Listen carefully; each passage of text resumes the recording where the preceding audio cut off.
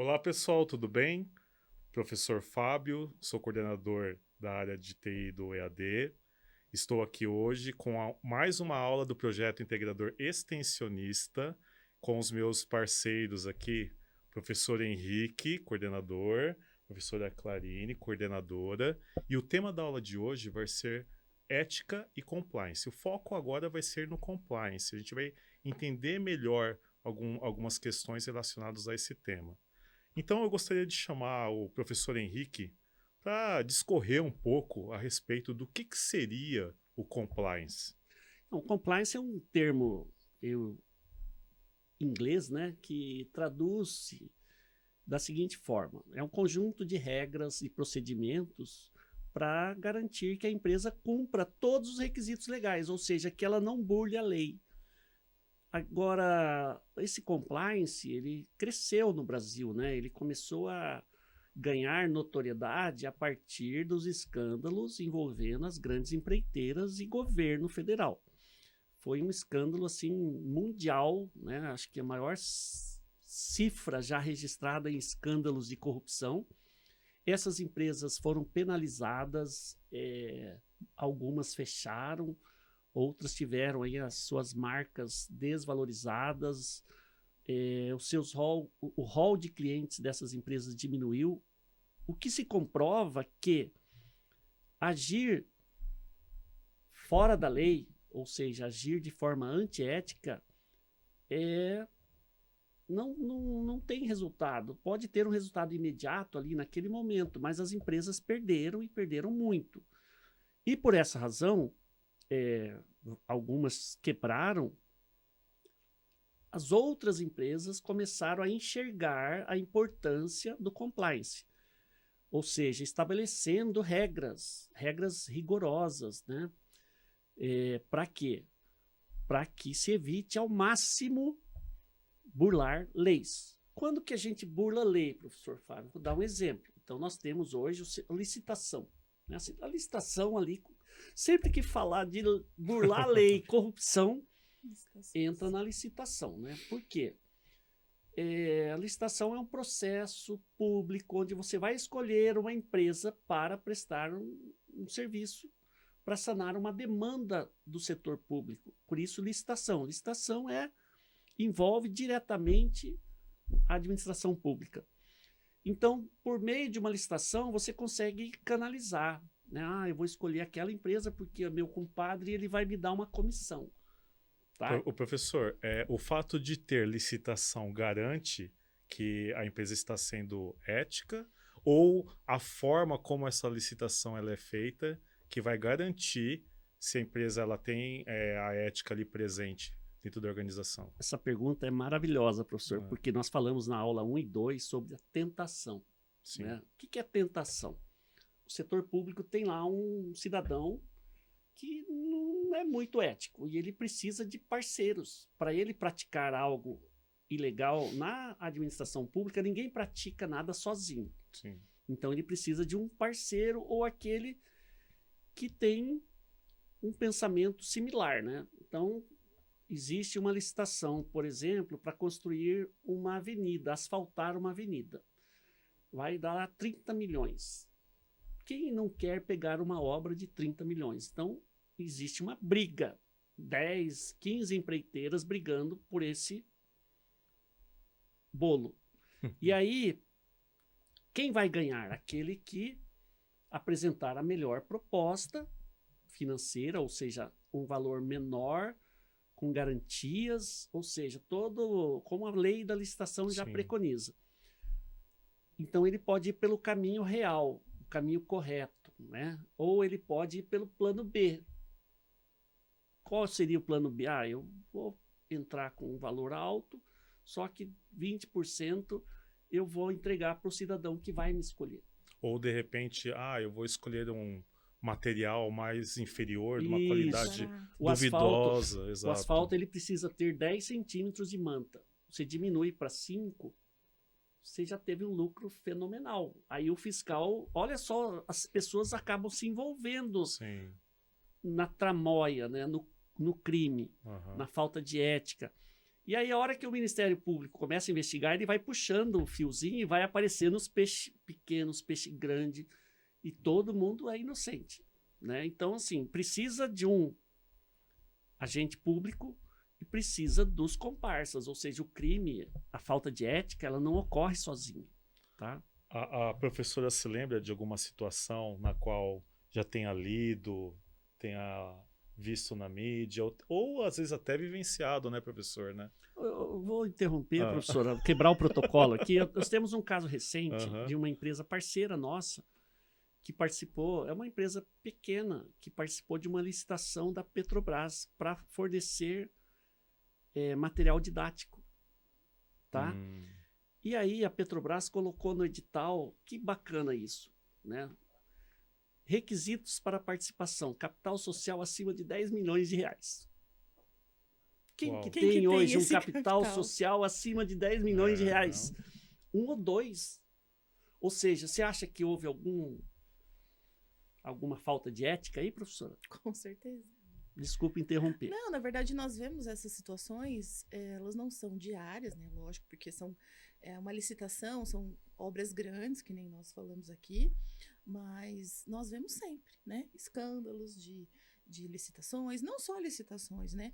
Outros trabalhos que envolvem essa corrupção, né?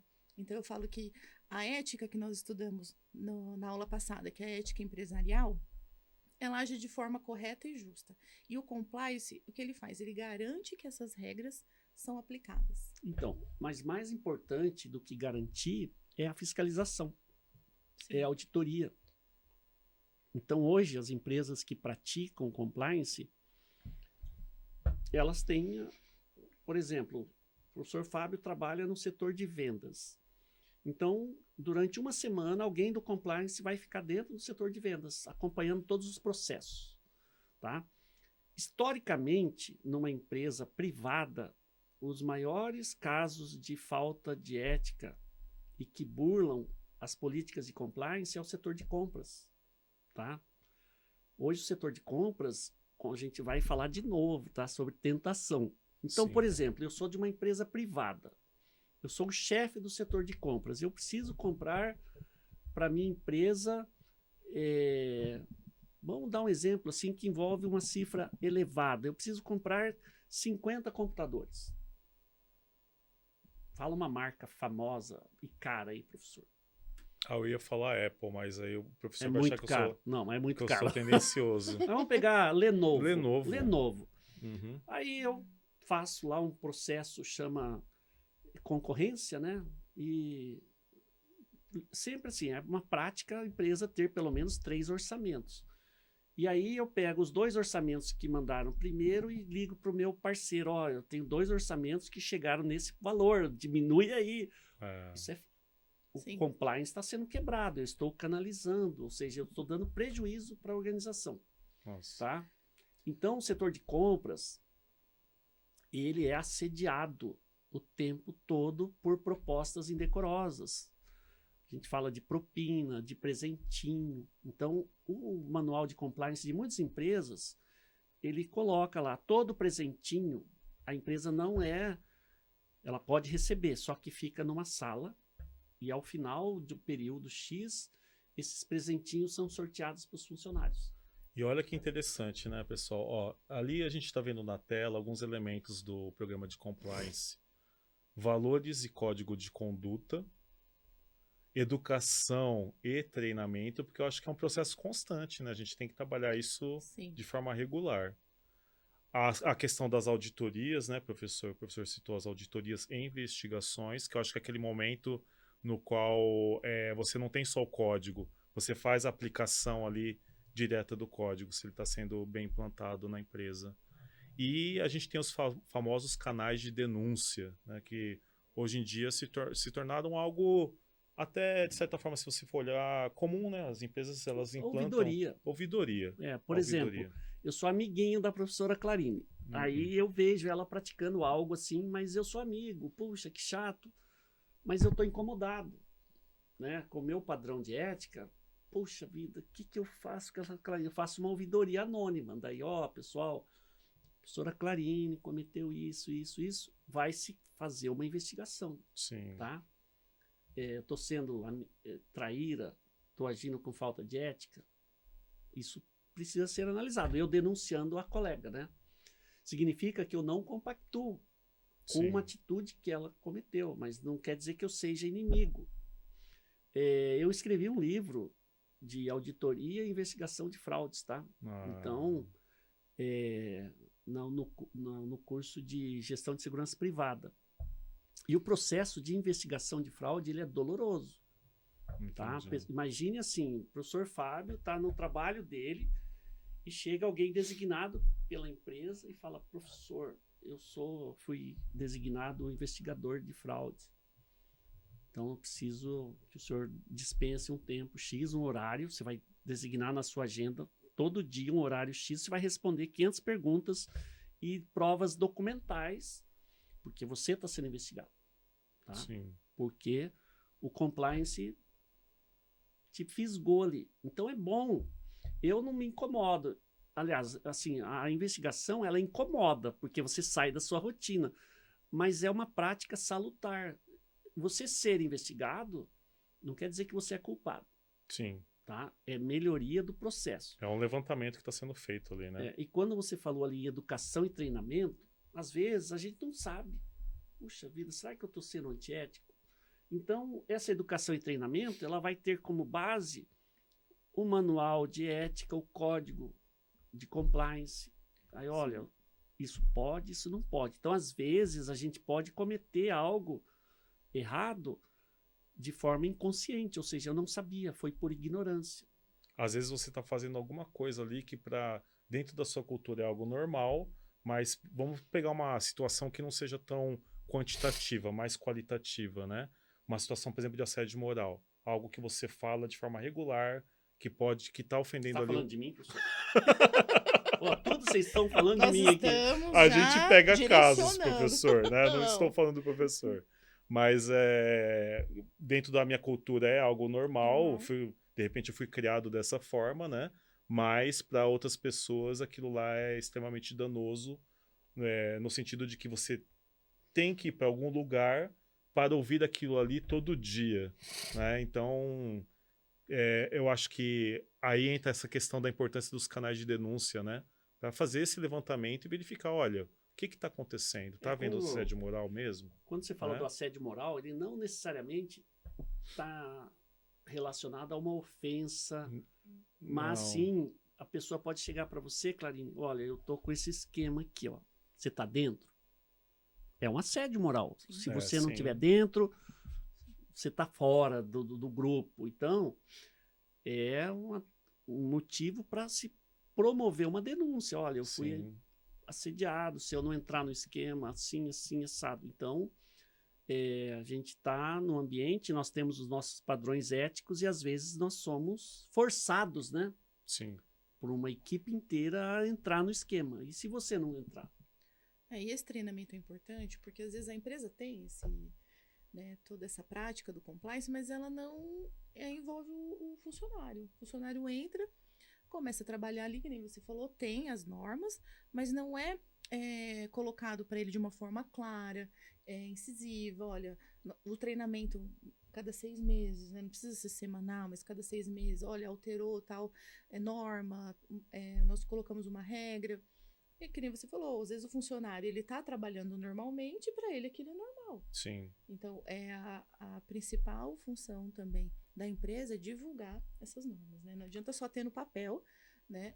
Mas tem que ser cobrado. Que cai dentro daquele aspecto da educação, né? Regular, Sim. né? Os treinamentos, né? Revisões. Tem um fator interessante que é importante a gente falar aqui, né? Como que uma denúncia é tratada. Por exemplo, professor Fábio, não gosto dele, não vou com a cara dele.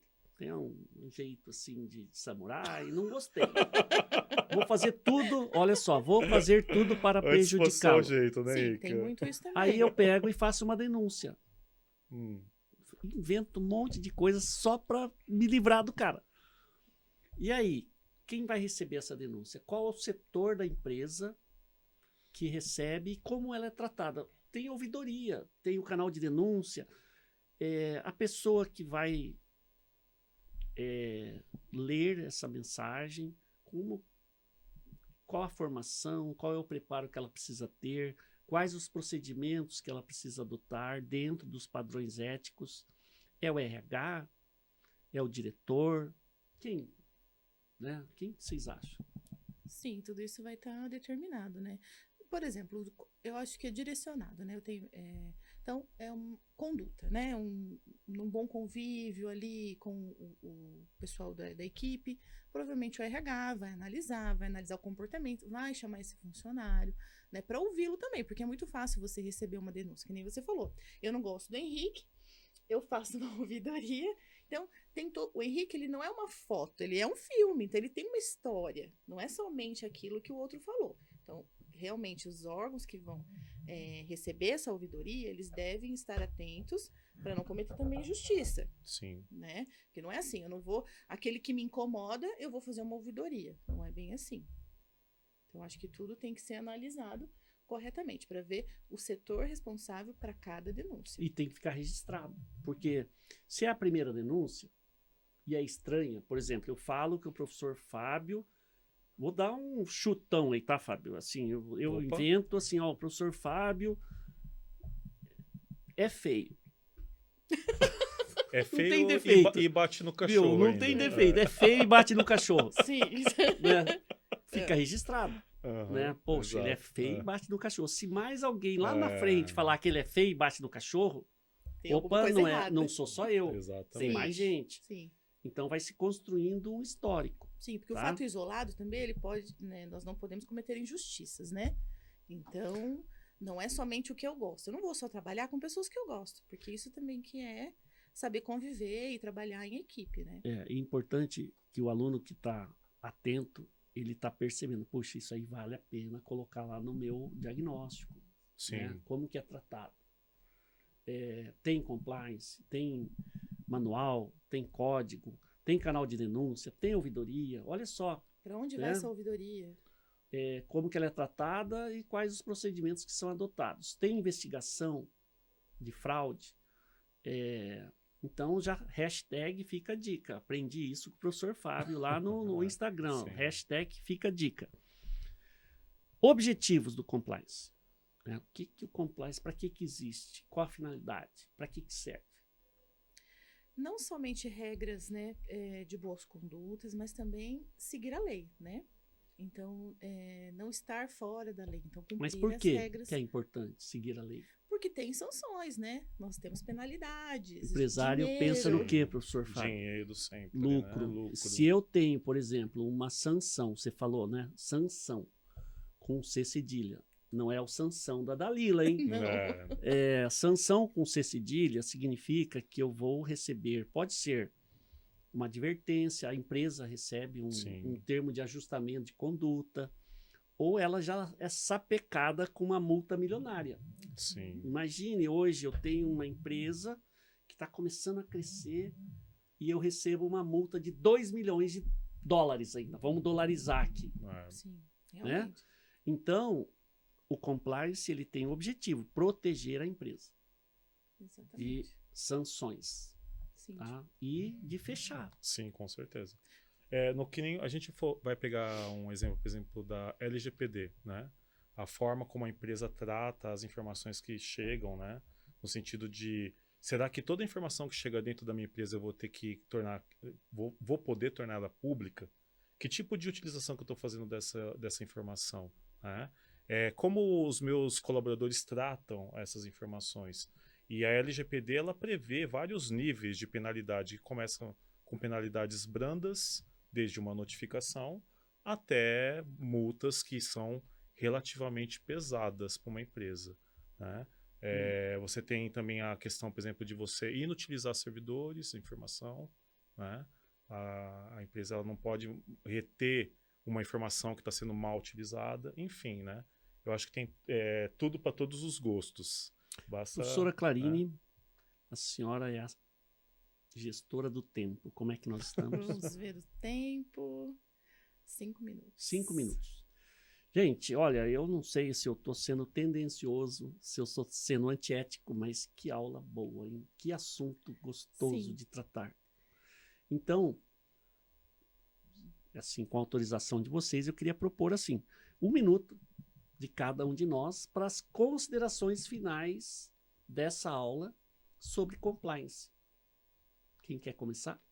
Eu Pode posso começar. começar? Olha, eu acho que é importante vocês estudarem o tema, né? Tem muita coisa de ética dentro do compliance, então as aulas anteriores elas têm uma importância fundamental no sentido de trazer o embasamento para vocês, para depois vocês fazerem uma construção do tema compliance de forma com uma qualidade muito grande. Então, se eu fosse ter que dar alguma dica, eu acho que existe essa curva de aprendizado aí no decorrer das nossas aulas. Esse projeto ele vai enriquecer tanto você, aluno, como a empresa onde você vai aplicar. Né? Então, o compliance ele vai lidar, né? A ética ela vai lidar com todas as posturas, né, que a empresa tem, e também o compliance ele vai o quê? Regularizar tudo isso. Então, é muito importante. Com certeza, o empresário, né, que vai receber esse projeto vai ter um olhar diferente sobre tudo isso. Segundo Murakami 2025, as aulas anteriores de ética vão subsidiar Sim. os trabalhos, né, os estudos sobre compliance. Então, o compliance, os pilares do compliance os padrões éticos, né? E aí fica uma pergunta interessante. Se eu fizer um diagnóstico de uma empresa muito pequenininha, sem funcionários nenhum, vai ser difícil, né, falar Sim. sobre ética. Então, você busque uma empresa que tenha um número razoável de colaboradores, porque se não houver colaboradores suficiente para você fazer o estudo, se não tem funcionário, precisa ter código de ética, manual de compliance? Provavelmente não, fica tudo na cabeça do gestor. Então, você precisa achar uma empresa aí que tenha um número significativo de colaboradores, tá? Para você desenvolver o seu trabalho. E o compliance, para a gente finalizar, ele é importante para proteger a empresa de eventuais surpresas. Tá? A empresa está fadada a surpresas diárias. Agora, quando é uma surpresa decorrente da não observância de padrões éticos, a surpresa pode ser desagradável. Tá? Com isso, professor Fábio. Nós encerramos, então, né, esse nosso encontro com a certeza de que eu acho que boa parte das informações já foram transmitidas. Se você se sente seguro a respeito do projeto, está tudo bem. Se você não está tão seguro assim, procure literatura, né, acerca do tema. Com certeza você vai encontrar muita coisa aí disponível na internet. Grande abraço. Grande abraço, gente. Até daqui a pouco. Tá, tchau, tchau. Até.